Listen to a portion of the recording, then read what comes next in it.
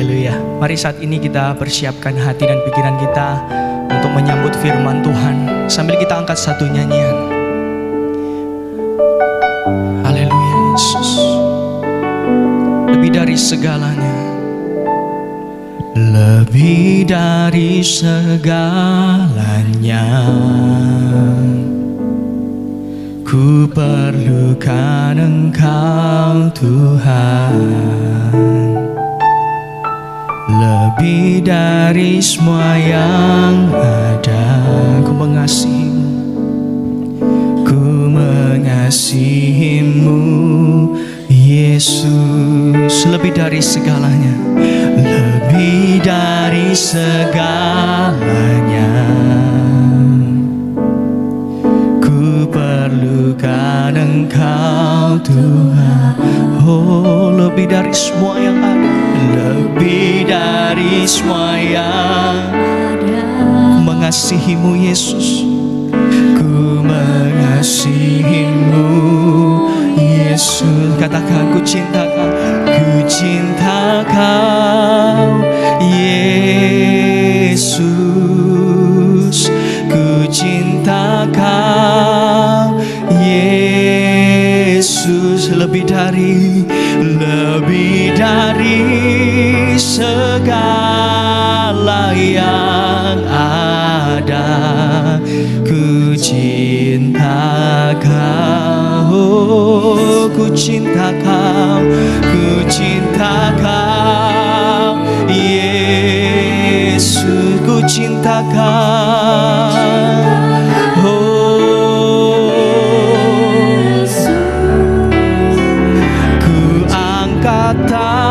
Tanganku kepadamu. Ku cinta Kau Yesus. Lebih dari segalanya Tuhan. Lebih dari segalanya. Ku perlukan Engkau Tuhan. Ku perlukan Engkau Tuhan. Oh, lebih dari semua yang ada. Mengasihimu Yesus. Ku mengasihimu. Sekali lagi katakan, lebih dari segalanya Tuhan.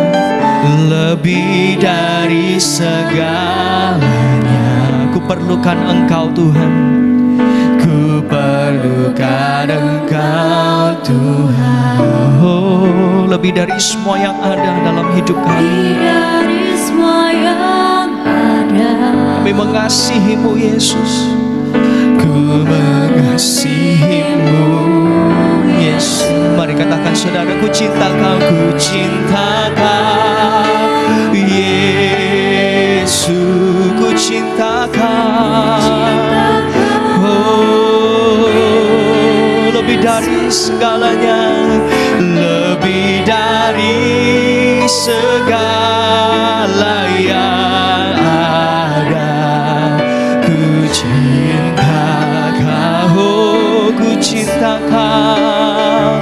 Ku cinta Kau Yesus. Ku cinta Kau.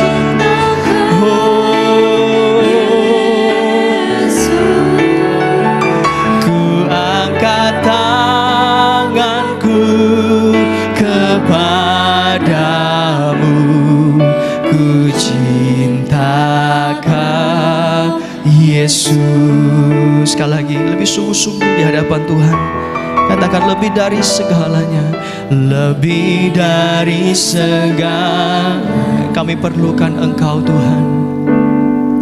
Ku perlukan Engkau Tuhan. Oh, lebih dari semua yang ada. Lebih dari semua yang ada. Ku mengasihimu Yesus.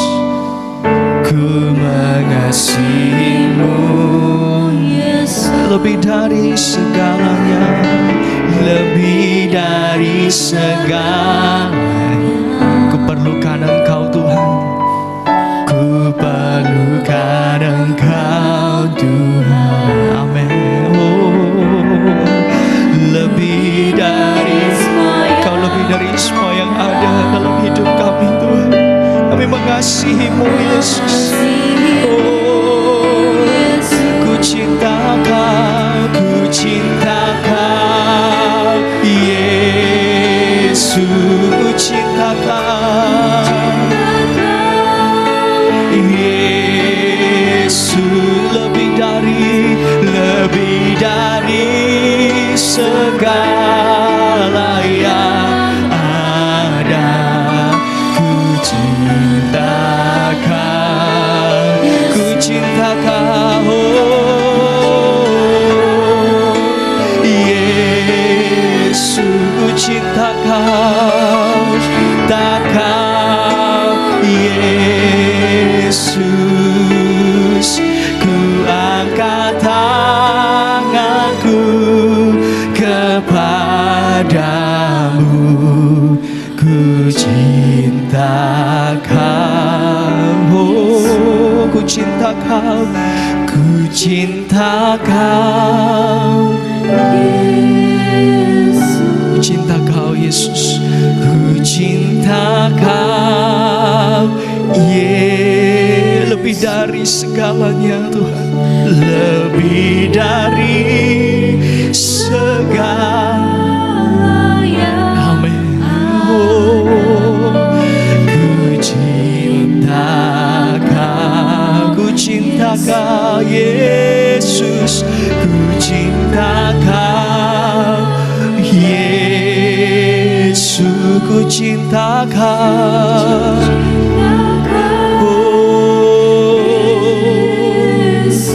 Angkat tanganku, ku angkat tanganku kepadamu,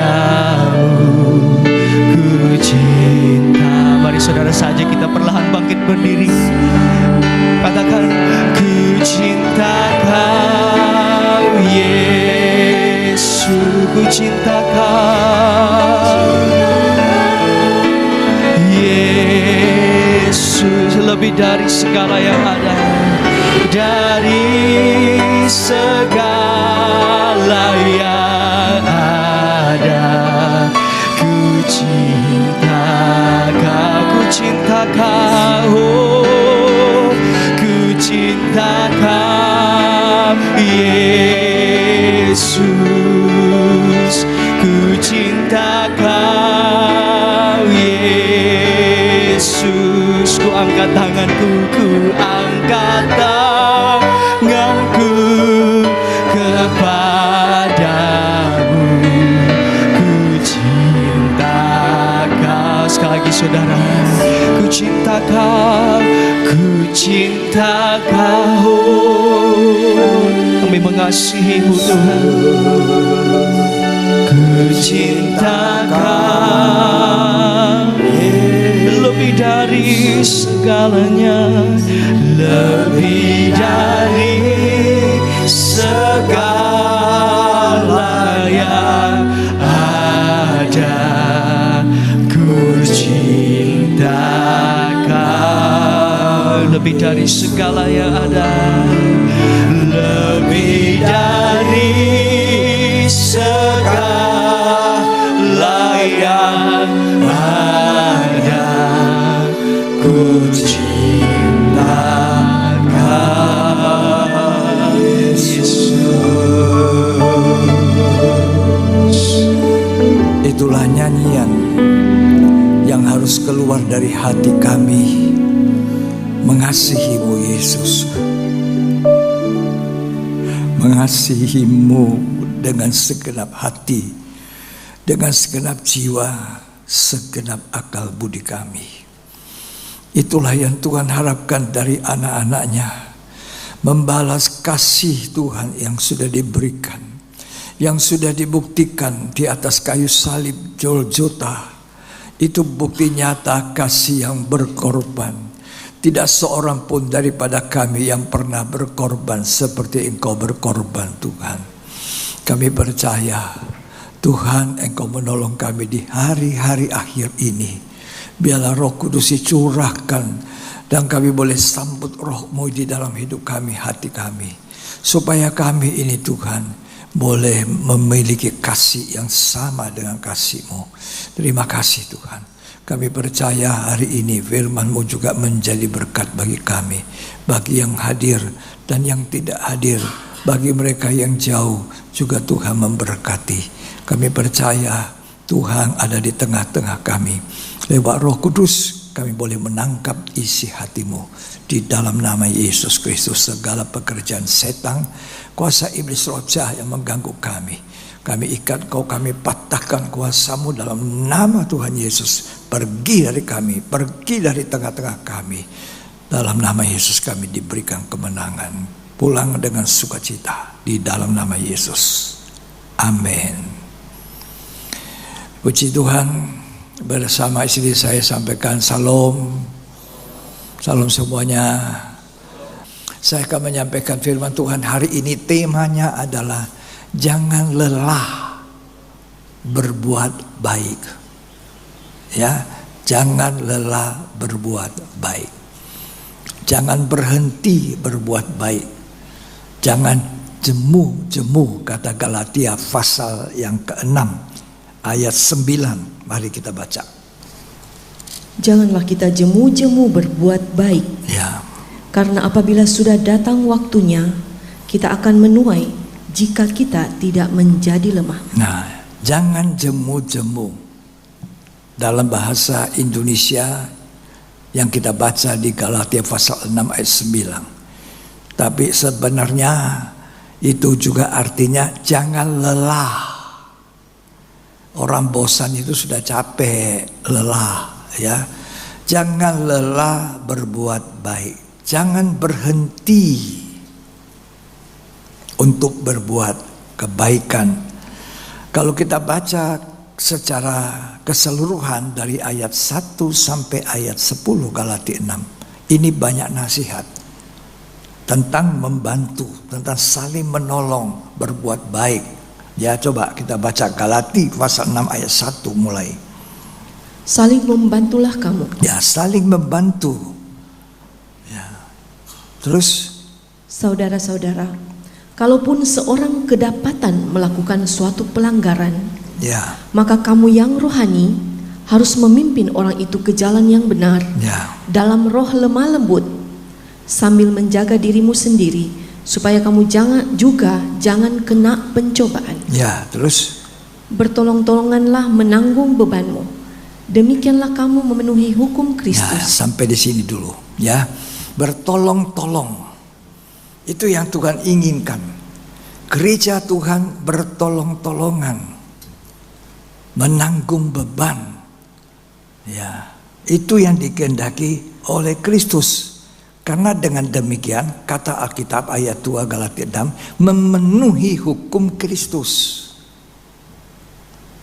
Kita memenuhi hukum Kristus, menggenapkan di dalam hidup kita ini. Ya, bagaimana caranya? Bertolong-tolong. Mungkin kita berpikir bertolong-tolong itu cuma kalau saya ada kelebihan uang saya kasih, kelebihan beras saya berikan. Itu namanya menolong, bertolong-tolongan. Ya, atau ada orang yang tidak bisa jalan, saya pikul. Ya. Apakah cuma itu? Tidak. Salah satu hal yang bagaimana kita menolong sesama kita, orang kita, juga termasuk di dalam menegur, menasihati. Sebab kalau orang salah tidak ditegur, kasihan. Ya, dia akan terus dalam keadaan yang salah, menyesatkan hidupnya. Nah, kalau kita bisa memberi nasihat, memberi teguran, hei, salah kamu. Nah, dia ingat, dia kembali ke jalan yang betul. Itu namanya sudah menolong. Nyawanya sudah diselamatkan. Jadi, menolong itu juga merupakan teguran dan nasihat. Ya, 1 Korintus 4 ayat 14 sampai 16. Hal ini kutuliskan bukan untuk memalukan kamu, Ya. tetapi untuk menegur kamu sebagai anak-anakku yang kukasihi. Ya. Negurlah seorang seperti anak yang kukasihi. Gembala itu seperti seorang bapak. Kalau ada yang salah, yang tidak betul, maka Bapak rohani gembala itu harus memberikan teguran. Tapi tegurannya sebagai anak. Jadi Bapak kepada anaknya. Terus, sebab sekalipun kamu mempunyai beribu-ribu pendidik dalam Kristus, ya. kamu tidak mempunyai banyak bapa. Terus, Karena akulah yang dalam Kristus Yesus telah menjadi bapamu Ya. oleh Injil yang kuberitakan kepadamu. ya sampai ayat 16. Sebab itu aku menasihatkan kamu, Ya, turutilah teladanku. ya, turuti teladan.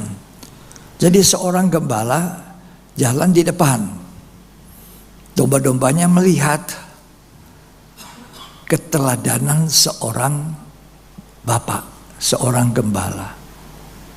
Ya, turutilah teladanku. Ya.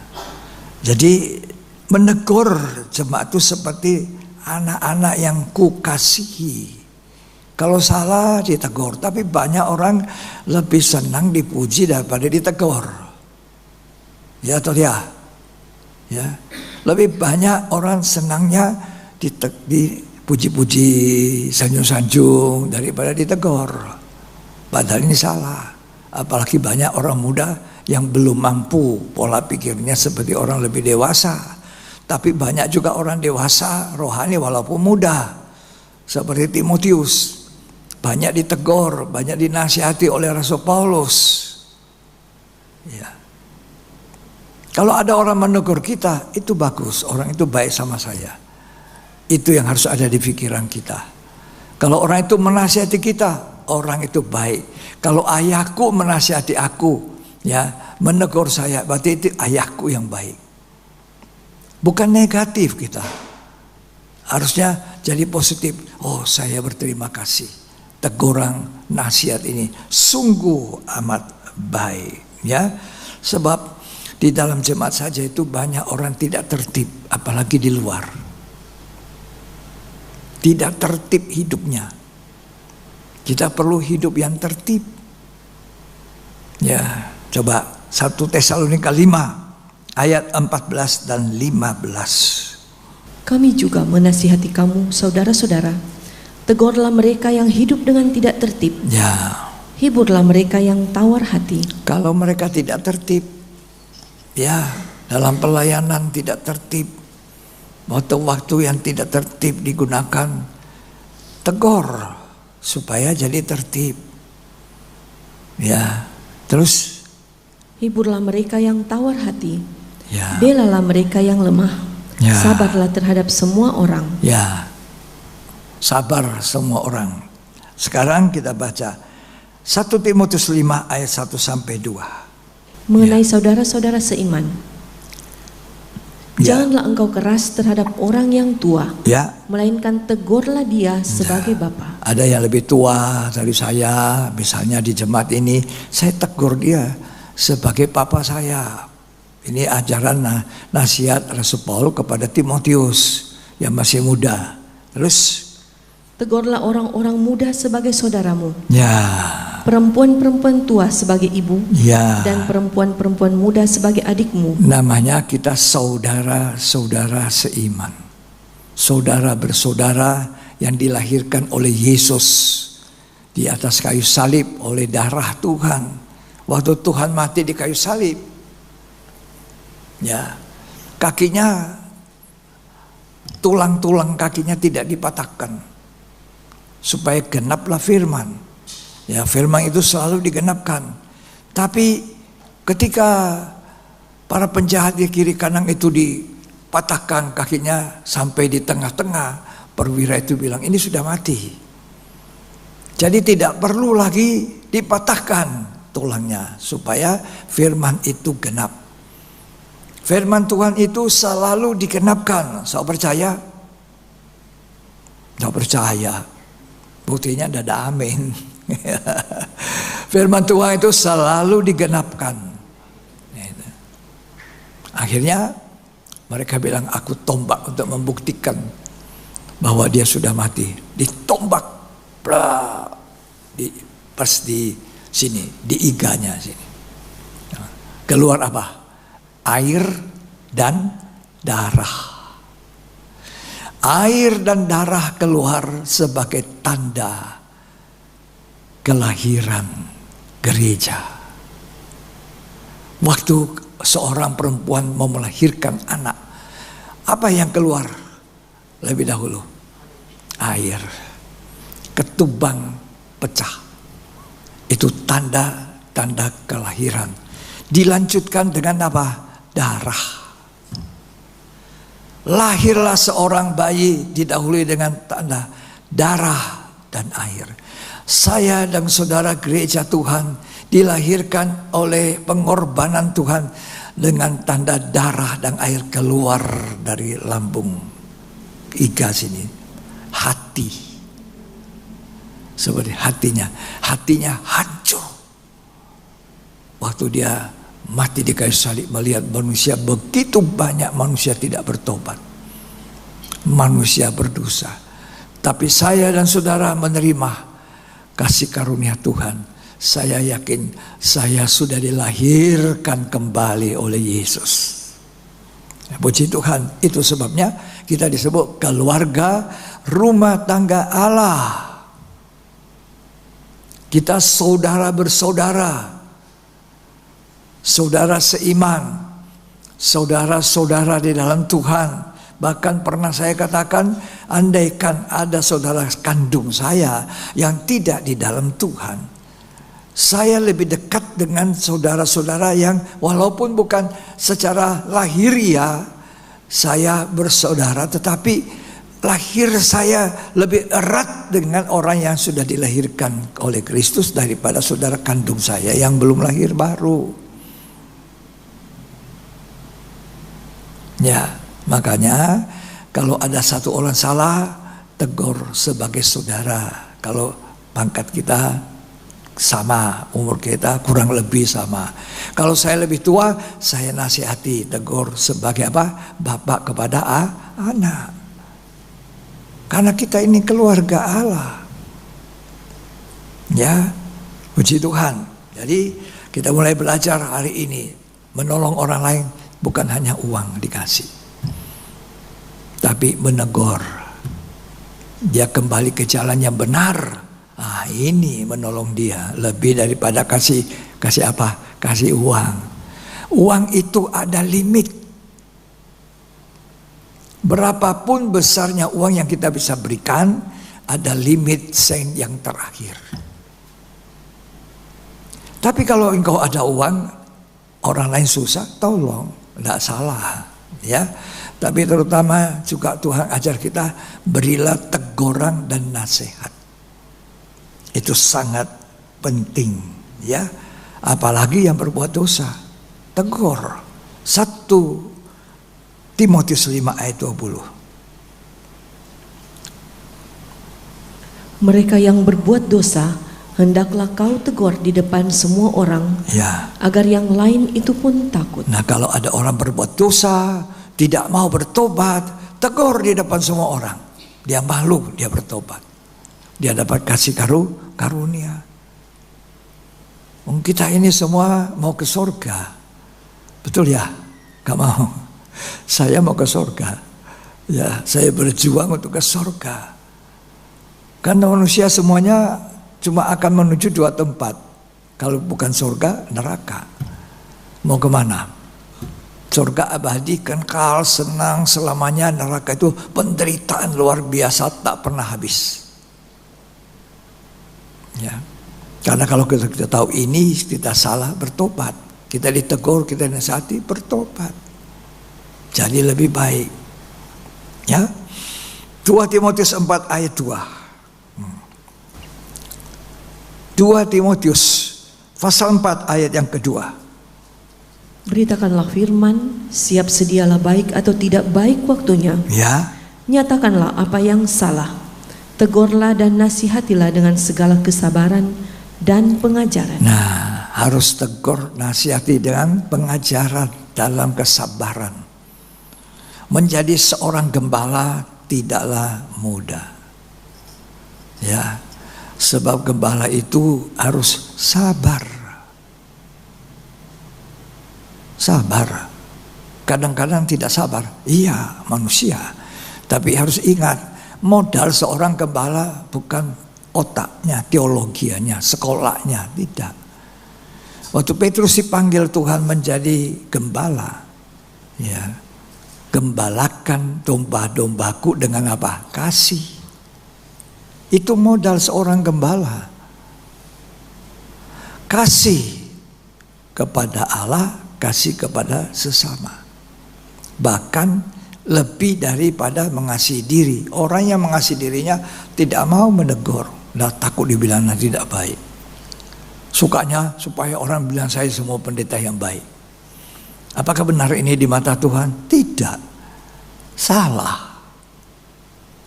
Ya, salah. Tuhan tidak melihat saya pendeta yang benar.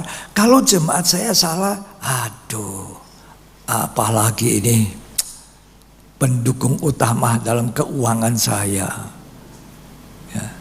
Oleh kemurahan Tuhan sampai hari ini saya diberi kemampuan, kekuatan Tuhan, siapapun dia, ya, banyak mendukung keuangan, ya, orang yang terkenal.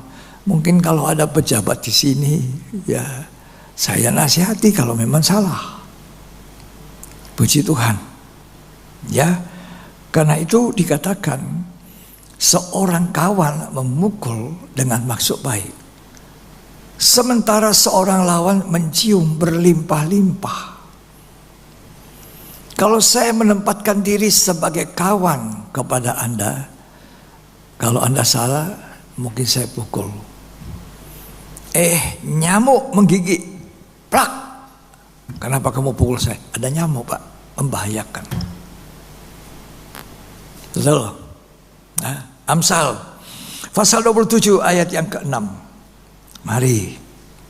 Seorang kawan memukul dengan maksud baik. Seorang kawan memukul dengan maksud yang baik. Tetapi seorang lawan mencium secara berlimpah-limpah. Kalau seorang yang suka menjilat, mencium, memuji-muji kita, ini harus diwaspadai. Ini bukan kawan, lawan. Tapi seorang kawan kalau kita salah, dia beritahu, dia tegur. Nah, ini seorang kawan yang baik.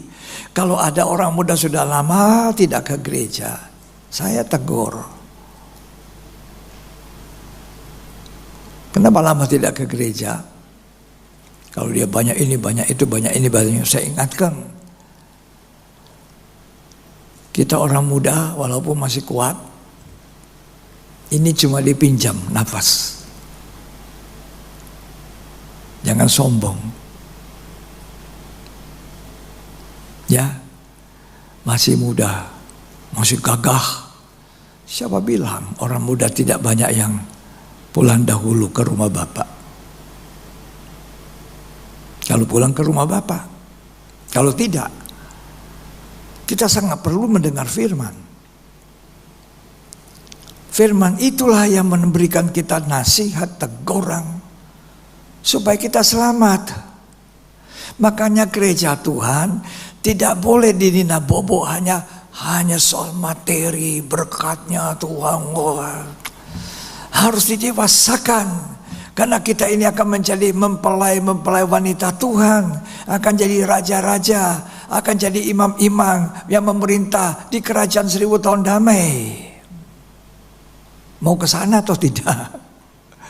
Saya mau tanya saudara. Ya, kalau saya mau, saya berjuang, saya berusaha. Ya. Kembali ke Galatia 6. Mari. Kembali ke Galatia pasal yang ke-6. Galatia pasal yang ke-6. Sekarang kita baca di ayat yang kedua. Bertolong-tolonganlah menanggung bebanmu. Ya. Demikianlah kamu memenuhi hukum Kristus. Ya. Bertolong-tolongan menanggung beban. Tuhan mau kita bertolong-tolongan. Jangan melihat seorang yang memang perlu ditolong kita tidak tolong. Ya, bertolong-tolongan. Itu cerita di Injil Markus, ada orang Farisi, imam, orang Lewi. Sementara ada orang Samaria terkapar di situ. Ada orang yang kena rampok habis-habisan, menderita. Cuma dilihat, dilewati oleh imam, oleh Lewi, ahli Taurat, lewat. Terus kemudian ada orang Samaria yang murah hati, yang tidak disangka-sangka, yang tidak dihitung. Melihat ada orang terkapar di jalan hampir mati. Dia turun dari keledai. Dia tolong angkat, dikasih obat lebih dahulu, balsam pada tubuhnya diobati. Dan diangkat, dibawa naik ke keledainya, sementara dia sendiri jalan kaki. Dibawa ke penginapan, dikasih uang kepada penginapan. Ya, kalau tidak cukup uang saya, sekembali saya tambah lagi. Jangan kita jadi seperti imam-imam Lewi-Lewi itu, ahli-ahli Taurat. Melihat orang perlu ditolong, kita cuma lewat. Yang mana disebut saudara dari orang yang susah? Hari-hari ini banyak orang susah, bukan hanya materi, tapi hidup yang tidak benar. Banyak orang menyimpang dari iman. Mungkin keluarga kita, mungkin anak kita, kita harus menangis, Tuhan tolong anak saya. Yang orang tua membiarkan. Itu seperti imam Lewi yang lewat. Turun ke bawah, Tuhan tolong anak saya. Tolong cucu saya. Tolong. Di jemaat itu ada satu orang menderita. Tolong.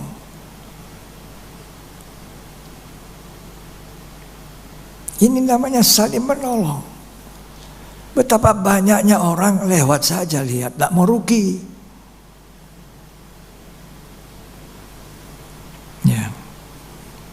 Ya, jadi kita mesti bertolong-tolongan, meringankan beban orang lain, meringankan. Sedapat yang kita bisa lakukan, seberapa besar kasih karunia Tuhan kepada hidup kita. Kita lanjutkan Galatia 6 ayat 7 sampai ayat 9. Nah, saya mau lanjut Galatia ini. Jangan sesat. Allah tidak membiarkan dirinya dipermainkan. Ya. Karena apa yang ditabur orang itu juga yang akan dituainya. Jangan sesat. Apa yang kita tabur itu yang kita tuai. Terus, sebab barang siapa menabur dalam dagingnya, ia akan menuai kebinasaan dari dagingnya. Ya. Tetapi barang siapa menabur dalam roh, ia akan menuai hidup yang kekal dari roh itu. Dalam bertolong-tolong itu tentu tidak lepas dari menabur. Menabur dari apa yang ada pada kita. Mungkin ada saudara kekurangan, mungkin ada saudara perlu ditolong. Kita bisa. Kenapa kita tidak mencoba untuk mentaati firman, menabur? Menabur. Maka hukumnya menabur itu pasti menuai. Ya. Kita akan menuai apa yang kita tabur. Ya, menabur dalam daging, menuai daging. Ya, kebinasaan dalam daging. Menabur dalam roh, kita akan menuai hidup yang kekal. Karena itu kita harus belajar juga hidup dalam roh, bukan hidup dalam daging. Galatia 5 mengatakan perbuatan daging itu apa? Nyata. Perbuatan melalui kehidupan roh itu yang dipenuhi Roh Kudus itu apa? Kita baca Galatia pasal 5 ayat 19. perbuatan daging telah nyata, yaitu percabulan, kecemaran hawa nafsu, penyembahan berhala, sihir, perseteruan, perselisihan, iri hati, amarah, kepentingan diri sendiri, percideraan, roh pemecah, kedengkian, kemabukan, pesta pora dan sebagainya. Hati-hati, kedengkian, roh pemecah itu daging. Ya. Tapi ayat 22 sampai 23 ini yang harus kita tabur. Ini menolong banyak orang. Silakan dibaca. Tetapi buah roh ialah kasih, sukacita, damai sejahtera, kesabaran, kemurahan, kebaikan, kesetiaan, kelemah lembutan, penguasaan diri. Menabur kebaikan, menuai kebaikan. Ya. Ayat 16 tolong dibaca, Galatia pasal yang kelima. Maksudku ialah hiduplah oleh roh. Nah, makanya kita harus belajar hidup oleh roh. Maka kamu tidak akan menuruti keinginan daging. Jadi berbuat baik, jangan jemu berbuat baik kepada sesama. Artinya kita diberi kesempatan menabur. Kalau toh sudah berbuat baik, tidak perlu diekspos. Tapi nasihat Tuhan, kita harus menjadi berkat, menabur. Kalau kita ada benih untuk ditabur, tabur. Tapi saya tidak punya uang. Tabur kebaikan itu apa? Saudara dengar firman, sampaikan kepada orang. Saudara tahu firman Tuhan, saksikan itu firman. Itu menabur. Waktu saya baru lahir, baru bertobat, waduh luar biasa. Saya dipenuhi Roh Kudus.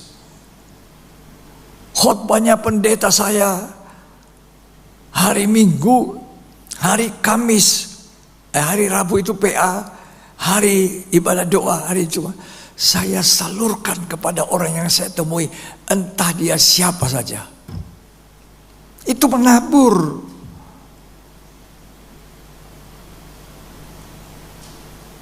Sementara saya menabur, saya doakan, Tuhan berilah dia jadi tanah hati yang baik, supaya bertumbuh, berbuah-buah, 30, 60 sampai 100. Kalau orang Kristen irit-irit, apa itu ya? Pelit-pelit. Dia sudah terima banyak firman, dia sudah terima banyak hal yang rohani, dia tidak mau bicara, malu ah. Ini kesempatan menolong orang lain, jangan masuk dalam lautan api. Mungkin itu anakmu sendiri, mungkin itu sepupu, mungkin itu saudara, mungkin itu relasi. Bicarakan firman, menabur supaya orang itu apa? Selamat. Kalau dia dengar firman, dia bertobat, selamat. Saya sangat ingat Pak Samson punya kesaksian. Itu kesaksian Pak Samson itu bagus sekali. Seorang polisi yang selalu berurusan dengan hukum. Orang datang untuk melapor, sudah mau buang anaknya, sudah mau pisah dengan suaminya. Dia tidak kasih undang-undang hukum tata negara, ya hukum gitu ya. Tapi dia bersaksi firman. Orang mau cerai nggak jadi cerai. Di dalam firman itu ada kuasa. Makanya tadi Galatia bilang supaya kamu hidup dalam roh.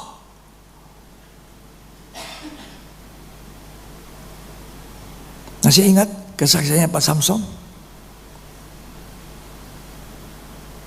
Supaya orang dengan itu tidak jadi cerai. Anaknya malah semua dibuang, tidak diakui. Bayangkan, saking nakalnya anak. Semoga benih yang ditabur itu tanah hati yang baik. Itu nanti akan berbuah pada waktunya. Jadi saudara dan saya semua pendeta-pendeta, semua utusan-utusan, tabur, ini akhir zaman, dekat datangnya Tuhan supaya orang diselamatkan. Tabur pagi hari sampai pada petang hari di mana tidak ada orang bisa kerja. Jangan cuma diam-diam. Itu menabur firman itu nanti saya dibilang orang khotbah. Loh, saya dibilangi pendeta satu bilang, Pak John ini penginjil. Padahal waktu itu saya baru bertobat. Saya bilang puji Tuhan. Siapa saja saya ketemu saya bicara. Ya. Semua kita menolong orang, terutama orang yang mengarah ke penghukuman itu. Tabur, doakan Tuhan jadikan dia tanah yang baik. Supaya benih yang saya tabur ini masuk menghasilkan buah pertobatan, buah-buah sampai ke hidup kekal. Jangan bosan menolong orang. Jangan bosan menyelamatkan orang. Jangan takut dikatai apa. Ya. Untuk berbuat baik tidak selalu pujian. Kadang-kadang berbuat baik malah bukan dipuji. Ya. Nah, dengan berbuat baik kepada sesama itu tidak lepas dari menabur. Menabur firman. Kapan saja, di mana saja, di mobil, di angkot. Pokoknya saya ketemu siapa saja, saya terus bicara menabur. Itu menolong orang, jangan jemu. Apa Pak John sekarang cuma khotbah di gereja? Sudah usia lanjut juga, masih terus cuma khotbah menabur di gereja? Tidak. Di mana saja saya ketemu orang. Lagi makan di luar, di restoran, di setoran. Pasti saya ajak ngomong. Ya. Beli obat di apotek. Saya ketemu satu orang kemarin. Saya ngomong. Pasti itu menolong dia. Mungkin ada sesuatu. Ya. Gimana saudara? Saling menolong. Bertolong-tolonganlah kamu. Jangan jemu berbuat baik. Itu perbuatan baik. Membawa orang ke surga. Injili dia. Taburi benih firman. Jadi sampai kapan saya harus menabur? Karena menabur itu ada waktunya. Menolong orang itu ada waktunya. Tidak selalu ada waktu. Kita baca Kejadian pasal yang ke-8 ayat 22. Selama bumi masih ada, takkan berhenti-henti musim menabur dan menuai. Ya. Dingin dan panas, kemarau dan hujan, siang dan malam. Nah, selama bumi ada, tidak pandang musim. Musim kemarau, musim dingin, hati sedang gundah, hati sedang susah. Pokoknya saya mau menabur. Saya mau menolong. Dengan menolong orang lain, kita juga seringkali ketolongan. Pernah saya lemah rohaninya, lemah iman saya. Tiba-tiba ketemu seorang yang bertanya. Dalam hati saya, lagi saya sedang seperti ini, kamu tanya-tanya lagi. Tapi saya omong. Dengan saya mulai bicara firman Tuhan, saya juga dikuatkan. Dengan menolong orang, kita pun tertolong. Jadi gunakan kesempatan. Sebab Alkitab mengatakan, tidak selalu ada kesempatan. Pengkhotbah 3 ayat 1. Makanya Galati tadi mengatakan, jangan jemu-jemu. Jangan bosan. Jangan lelah membantu orang. Ya. Kita baca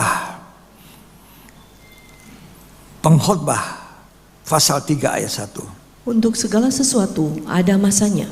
Ya. Untuk apapun di bawah langit ada waktunya. Untuk apapun di bawah kolong langit ada waktu. Jadi karena tidak selalu ada waktu, tidak selalu ada kesempatan, silakan bicara.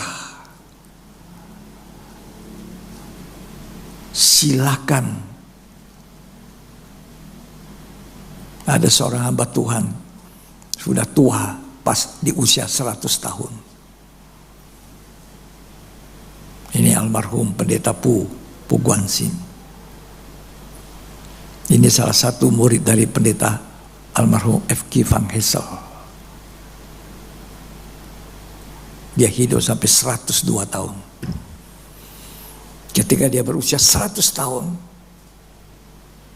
dia pergi belanja ke mall atau apa bersama anak cucunya di atas mobil Alphard, penuh anak-anak, penuh cucu. Dia lihat seorang wartawan, seorang penerbit surat kabar barangkali, yaitu saya sebutkan juga namanya, Pak Dahlan Iskan. Pak Dahlan Iskan yang menceritakan ini. Pak Dahlan Iskan bukan orang Kristen. Apa yang dibuat pendeta Bu? Dipanggil ya, suruh panggil itu Pak Dahlan. Panggil datang. Hanya untuk apa? Menaburi dengan doa. Itu disaksikan oleh Pak Dahlan bahwa dia mendoakan keselamatan saya.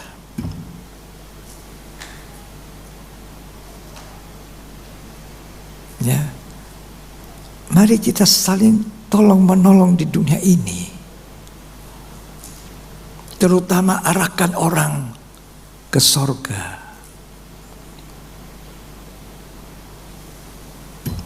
Nabur, jangan lelah, jangan lelah, bekerja di ladangnya Tuhan. Kadang-kadang terus terang kalau usia sudah mulai lanjut, aduh, sini sana tak sedap. Lanjut saja. Selama masih ada waktu. Tidak selalu ada waktu. Selama bumi masih ada. Nanti satu waktu bumi lenyap. Tidak ada lagi bumi. Tidak ada langit. Karena kita tunggu langit dan bumi yang baru. Yerusalem yang baru. Yang turun dari surga.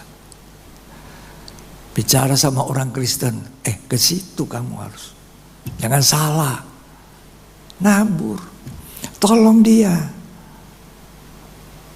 Jangan malu. Kalau dia tanya di mana gerejamu? Oh, mari saya bawa ke gereja. Saya jemput ya. Masih banyak kosong.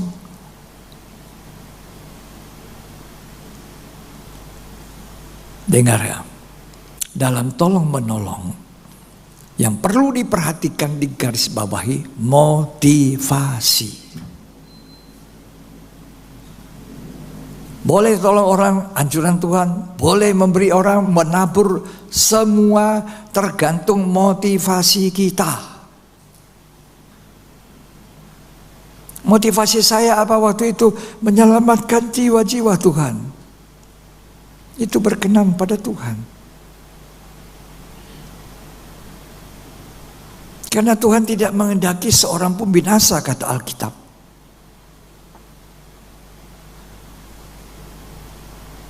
Ya.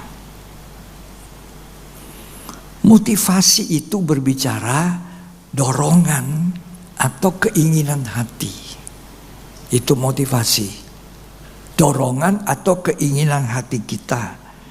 Kadang kita memberi, ini menabur, menolong dengan motivasi mendapatkan balasan dari Tuhan. Ini salah.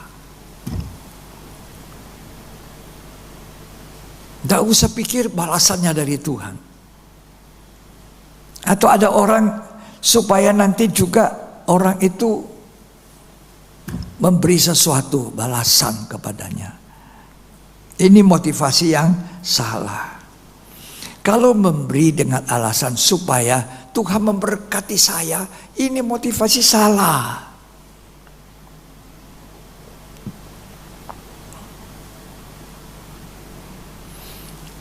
nanti kita memandang Tuhan sebagai salah satu sumber untuk mendapatkan kekayaan bagi kita. Oh, saya menabur 1 juta, nanti Tuhan kasih saya 1 miliar.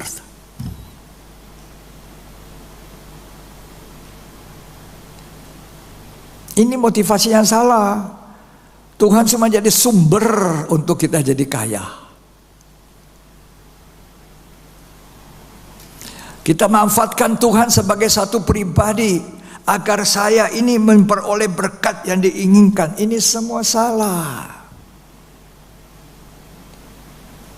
Jangan menolong orang dengan motivasi salah. Jangan memberi, menabur untuk motivasi yang salah.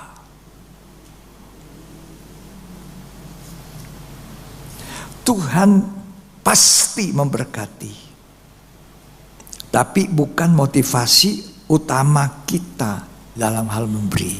Saya percaya ini.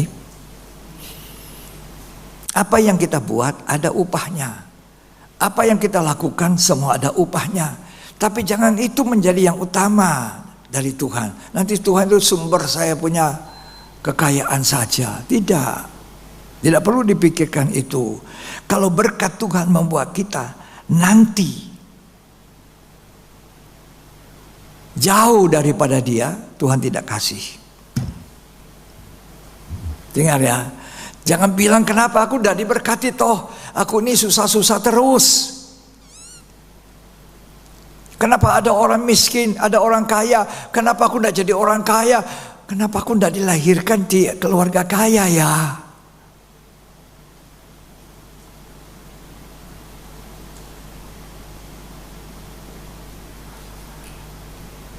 Tuhan beri aku kekayaan, jangan aku miskin. Ya, Tuhan jadi sumber itu. Salah. Sebab nanti ada orang diberkati kekayaan, dia lari, dia lupa Tuhan. Itu sebabnya Tuhan belum kasih kamu. Karena kalau kamu diberkati, kamu pindah dari Tuhan kepada berkat. Jadi dalam menolong orang, membantu, saling membantu yang disebutkan, jangan dengan motivasi yang keliru. Itu taburan yang tidak baik. Yang Tuhan mau dalam hal membantu, dalam hal memberi, ini merupakan karakter dari anak Tuhan, dari hamba Tuhan. Karakter. Jadi karakter ini lebih disukai Tuhan, karakter rohani kita, karakter kehidupan kita, dibandingkan Tuhan berikan saya uang kaya, emas banyak, tapi aku kemudian lari dari Tuhan. Tapi Tuhan ingin saya memberi pertolongan, menaburkan bagi orang yang sangat membutuhkan pertolongan. Karena itu karakternya Allah.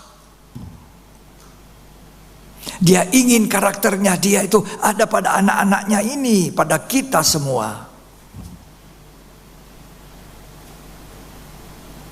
Coba orang dengar Tuhan berkhotbah, banyak ribuan orang, 5.000 laki-laki, belum terhitung perempuan, belum terhitung anak.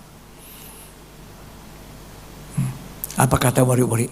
Sudah malam, suruh pulang semua. Suruh pulang. Tuhan bilang apa? Kamu kasih makan. Ini karakter Tuhan. Memberi. Memberi hidupnya. Apa? Murid-murid bilang, tidak ada uang. Mana 200 dinar, mana bisa beli roti banyak-banyak. Kasih 5.000 orang makan. Tapi Tuhan bilang, kamu beri. Nah, anak-anak kecil itu datang. Ini cuma ada 5 ketul roti, 2 ikan. Om Petrus tidak dengar. Om Filipus tidak dengar. Om Andreas hitung-hitung. Anak kecil ini mengganggu aja. 5 roti mana bisa 5.000 orang makan. Anak kecil. Tuhan dengar.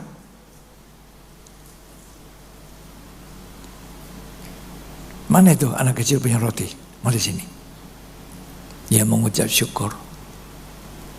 Pecah-pecahkan, bagi.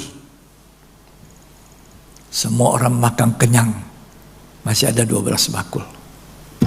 Itu Tuhan saya dan Tuhan saudara. Dia suka memberi, dia suka menolong, dia tidak mau orang lapar, dia tidak mau orang susah.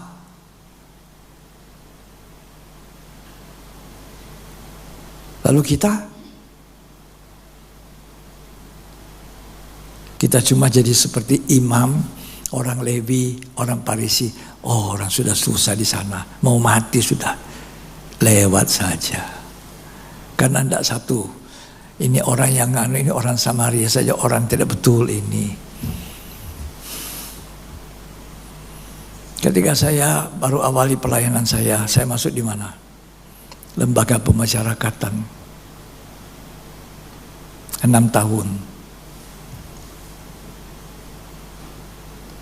Ada kolektor di sana. Ada persepuluhan di sana. Tidak ada. Kita yang bawa, belikan gula-gula, beli Pepsodent, beli sikat gigi, beli sarung. Dan saya tidak lupa bawa Alkitab. Dulu ada itu Alkitab The Gideons yang biru kecil itu. Saya bagi-bagi. Terus saya juga beli Alkitab besar, bagi-bagi.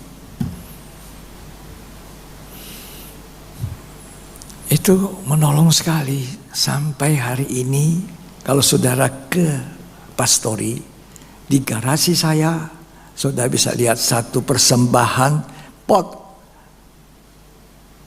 Kayak bejana, pot. Tapi bukan dari semen, dari nasi yang sudah tidak mereka makan, dijemur. Kemudian diolah. Tidak tahu campur apa, jadi seperti guci yang kecil. Itu dikasihkan ke saya waktu mereka sudah mau bebas dari penjara karena membunuh. Ada pastori sekarang. Saya cari masih ada satu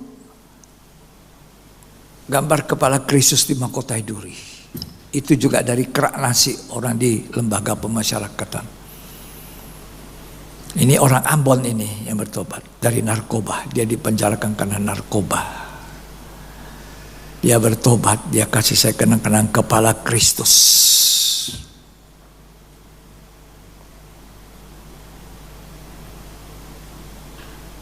Semoga mereka semua tetap berada di jalur yang benar. Paling tidak kita menolong orang. Membantu orang lemah, membantu orang sakit, membantu tidak selalu uang, tidak. Bangkitkan itu karakter Allah, kasih, suka memberi dalam hidup kita. Ya, jadi jangan kita mau menabur, menolong orang dengan maksud nanti orang puji pak kita. Jangan. Jangan harap pujian.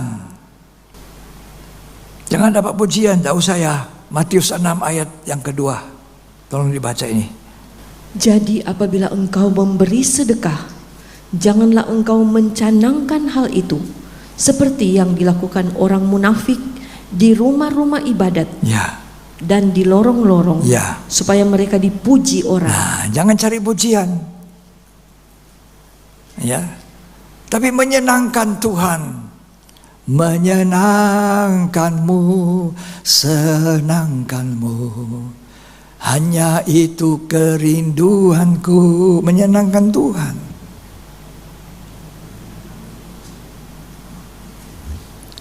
Supaya menumbuhkan buah-buah kebenaran dengan kita membantu orang, saling membantu, menolong, itu menumbuhkan buah-buah kebenaran. Ini jauh lebih berharga daripada berkat kekayaan uang, materi. Sekarang pertanyaannya, apakah orang miskin? Kalau cuma berkat uang saja kita tabur, kita tolong orang. Sekarang pertanyaannya, apa orang miskin tidak boleh? Apa orang miskin harus ditiadakan dari menolong orang? Alkitab tidak mengajarkan bahwa orang miskin tidak perlu menolong.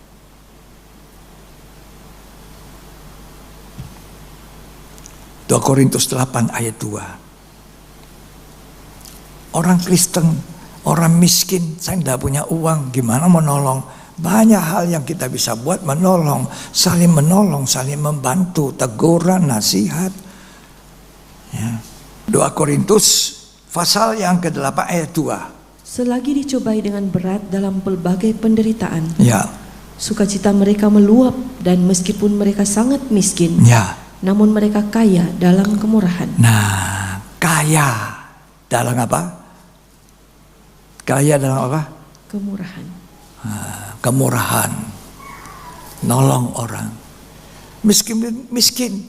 Rasul Paulus mereka katakan orang di Makedonia ini memberi lebih banyak daripada orang kaya siapapun. Coba. Janda yang hanya punya 2 peser itu dimasukkan ke dalam peti derma. Jadi Tuhan tidak katakan hanya orang kaya yang harus menolong, hanya orang kaya yang harus menabur. Bahkan banyak orang kaya, orang yang bisa mampu tidak mau menolong. Orang dilihat-lihatin saja. Tapi malah ada orang sederhana, miskin, tapi itu menolong. Dan ini nasihat Tuhan hari ini. Mari kita saling menolong, saling mendorong, saling membantu. Jangan jemu. Jangan cuma mau minta ditolong. Nah, tapi tolong jangan dengan motivasi salah. Jangan menabur untuk motivasi yang salah. Menaburlah dengan ketulusan dan kejujuran. Ya, Mazmur 25 ayat 21 ini banyak ayat bagus-bagus ini. Catat ya. Mazmur 25 ayat 21. Ketulusan dan kejujuran kiranya mengawal aku, sebab aku menanti-nantikan Engkau. Ya, ketulusan dan kejujuran mengawal. Apapun yang saya buat, itu ketulusan saya. Itu kejujuran saya, tidak minta pujian. Ya. Mazmur 34 ayat 18. Apabila orang-orang benar itu berseru-seru, maka Tuhan mendengar dan melepaskan mereka dari segala kesesakannya. Ya. Terus Tuhan itu dekat kepada orang-orang yang patah hati. Ya, yang hancur dan Ia hatinya. menyelamatkan orang-orang yang remuk jiwanya. Yang remuk jiwanya. Ya, terus Kemalangan orang benar banyak. ya. Tetapi Tuhan melepaskan dia dari semuanya itu. Siapa bilang orang benar tidak punya kemalangan? Kemalangan orang benar banyak, tapi Tuhan melepaskan. Ya, Tuhan menolong waktu celaka. Itu Tuhan saya. Suka membantu, suka menolong. Mazmur 41 ayat 2 sampai ayat 4. Berbahagialah orang yang memperhatikan orang lemah. Berbahagia orang yang hari ini memperhatikan orang lemah. Tuhan apa? Akan meluputkan dia pada waktu celaka. Kalau saudara menolong orang lemah, membantu, saling membantu, bertolong-tolongan, menabur yang baik, menabur tidak jemu, tidak lelah. Nanti kalau waktu kamu diranjang, orang sakit, Tuhan menolong. Terus Tuhan akan melindungi dia dan memelihara nyawanya. ya, Sehingga ia disebut berbahagia di bumi. ya, Engkau takkan membiarkan dia dipermainkan musuhnya. ya. Tuhan menolong, membantu dia di ranjangnya waktu apa? Tuhan membantu dia di ranjangnya waktu sakit. Waktu sakit. Di tempat tidurnya kau pulihkannya sama sekali dari sakitnya. Itu yang dikatakan, apa yang kau tabur, itu yang kamu tuai. Apa yang kamu tabur, itu yang kamu tuai. Kalau orang sakit, kita tolongi, nanti waktu kita sakit, ditolong Tuhan. Tidak usah harap itu, tidak. Lakukan saja apa perintah Tuhan, dengan motivasi yang benar. Dengan motivasi yang jujur, dengan motivasi yang tulus, tidak ingin pujian, tidak melakukan dengan kesombongan. Ya, nanti pada waktu sakit Tuhan tolong. Jangankan waktu sakit. Sekali lagi saya omong ya, jangankan orang itu masih sakit ditolong Tuhan, mati pun Tuhan bangkitkan. Saya percaya Alkitab menceritakan ada seorang yang suka menolong, suka membantu orang lain, suka memberikan hidupnya pada orang lain. Ketika dia mati, sudah mati bukan sakit.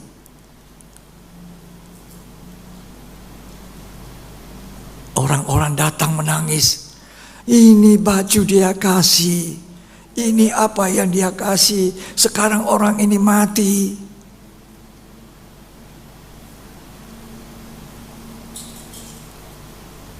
Petrus dengar. Mana mayatnya? Datang Petrus doakan.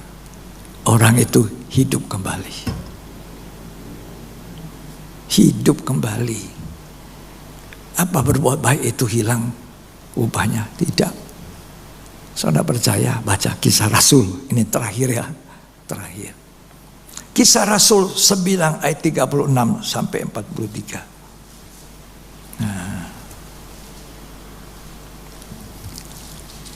Kisah Rasul 9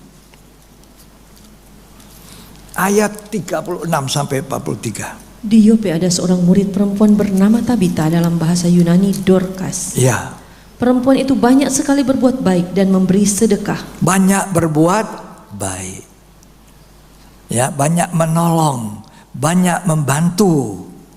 Terus Tetapi pada waktu ia sakit lalu meninggal. lalu meninggal. Setelah dimandikan, mayatnya dibaringkan di ruang atas. Ya. Lida dekat dengan Yope. Ketika murid-murid mendengar bahwa Petrus ada di Lida, mereka menyuruh 2 orang kepadanya dengan permintaan, segeralah datang ke tempat kami. Ya. Maka berkemaslah Petrus dan berangkat bersama-sama dengan mereka. Setelah sampai di sana, ia dibawa ke ruang atas dan semua janda datang berdiri dekatnya. Janda. Terus? Datang berdiri dekatnya dan sambil menangis mereka menunjukkan kepadanya semua baju dan pakaian yang dibuat Dorcas waktu ia masih hidup. Ya. Tetapi Petrus menyuruh mereka semua keluar. Lalu ia berlutut dan berdoa. Ya. Kemudian ia berpaling ke mayat itu dan berkata, Tabita, bangkitlah. Ya. Lalu Tabita membuka matanya dan ketika melihat Petrus, ia bangun lalu duduk. Ini orang mati bangkit loh. Orang tunjukkan ini apa yang dikasih sama saya. Janda-janda datang. Ya. Sambil menangis menunjukkan kepadanya baju, pakaian, apa saja dibuat oleh Dorcas. Terus Petrus memegang tangannya dan membantu dia berdiri. ya. Kemudian ia memanggil orang-orang kudus beserta janda-janda, lalu menunjukkan kepada mereka bahwa perempuan itu hidup. Terus Peristiwa itu tersiar di seluruh Yope dan banyak orang menjadi percaya kepada Tuhan. ya. Terus Kemudian daripada itu Petrus tinggal beberapa hari di Yope, di rumah seorang yang bernama Simon, seorang penyamak kulit. jadi apa?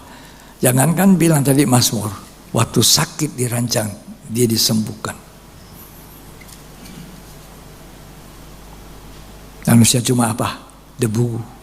Sombong apa? Gak ada. Apa yang Tuhan inginkan? Bukan kesombongan kita. Saling membantulah kamu. Jangan jemu-jemu berbuat baik. Apabila datang waktunya, kamu akan menuai apa yang kamu sudah tabur. Kata Galatia pasal 6. Apa yang ditabur Dorcas? Dituai waktu dia meninggal, dihidupkan. Kalau orang sakit sembuh itu biasa. Tapi orang mati dibangkitkan hidup itu luar biasa. Betul. Makanya Galatia 6 ini saya tertarik dengan kata jangan jemu-jemu. Jangan bosan-bosan berbuat baik. Saya baca, Tuhan taruh di hati saya dan saya garis bawahi itu. Jangan jemu-jemu artinya jangan lelah. Saya sudah capek bantu dia. Saya sudah capek tolong orang. Jangan. Ya. Tuhan tolong kita. Tuhan tolong kita semua. Mau ditolong Tuhan? Mau ditolong Tuhan? Mari kita saling tolong menolong. Jangan jemu-jemu berbuat baik. Aku diselamatkan Tuhan. Tuhan tolong saya. Itu sebabnya saya selalu ingin, selalu siap untuk menolong orang, membantu dengan hati yang baik, tulus, tujuannya baik. Mari, siapa yang merasakan pertolongan Tuhan, nyanyikan ini. Waktu Tuhan tolong saya.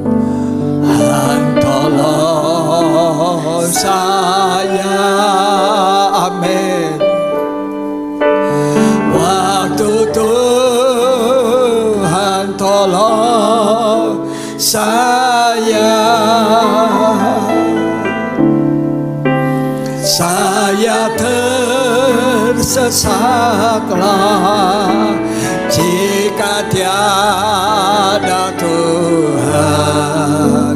Waktu Tuhan tolong saya.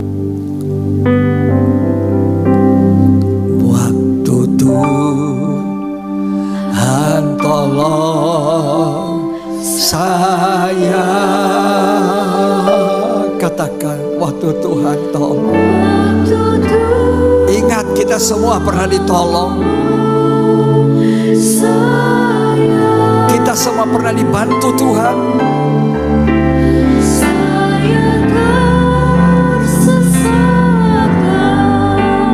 Jika tiada Tuhan, waktu Tuhan tolong.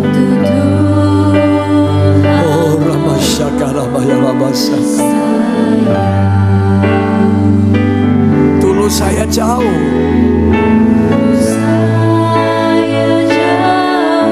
sekarang aku ada di hadapan Tuhan, di hadapan jemaat. Orang yang terhilang dan sesat,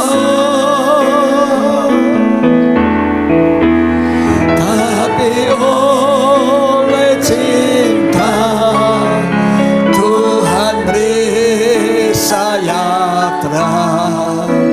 Waktu Tuhan tolong, Tuhan tolong saya, Tuhan tolong pendeta Edison, Tuhan sembuhkan, Tuhan pulihkan kami, Tuhan sembuhkan hamba-Mu ini. Semua kami perlu Tuhan. Oh,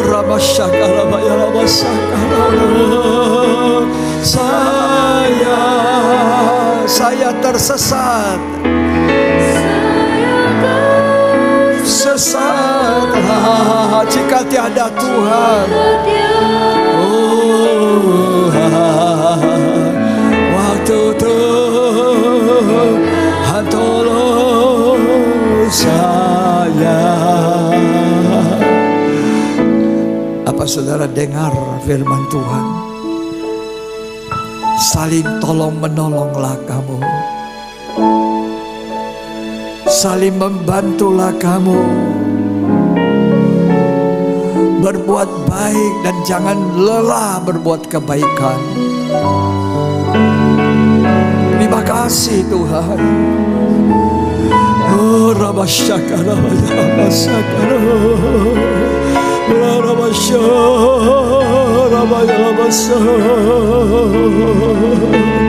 haleluya, Tuhan semua karena kasih karunia-Mu. Haleluya, haleluya. Oh, Rabayasa, Rabasaga, Rabasaga, menyembah Tuhan, angkat tangan menyembah. Ya Rabasaga, Rabasaga, Rabaya, Rabasaga, Rabasaga. Haleluya. Oh, Rabasaga, Rabayasa. Terima kasih Tuhan, kami percaya Tuhan tidak berubah dulu hari ini sampai selamanya. Tuhan sama, Tuhan yang sama-sama ada di tengah-tengah kami. Jamah mereka yang sakit, jamah hamba-hamba-Mu ini Tuhan. Tidak ada yang mustahil. Lazarus 4 hari dikubur, jantungnya rusak, ginjalnya rusak, ususnya rusak. Tuhan bisa membangkitkan. Yang sulit Tuhan bisa lakukan, apalagi yang lebih mudah. Cuma sakit, Tuhan sanggup menolong. Terima kasih Yesus. Oh, haleluya, haleluya. Terima kasih Tuhan, kami percaya Tuhan menolong kami. Terimalah segala berkat yang terbaik, berkat dari Bapa, Putra, dan Roh Kudus. Tuhan Yesus Kristus memberkati kita hari ini sampai Ia datang. Memberkati kita dengan berkat-berkat rohani jasmani melimpah. Memberkati kita dengan kasih-Nya yang agung, supaya kita pun bisa memberikan kasih itu kepada sesama. Terimalah berkat Tuhan. Jadilah berkat hari ini sampai selamanya. Dalam nama Tuhan Yesus Kristus. Yang terima berkat, katakan amin.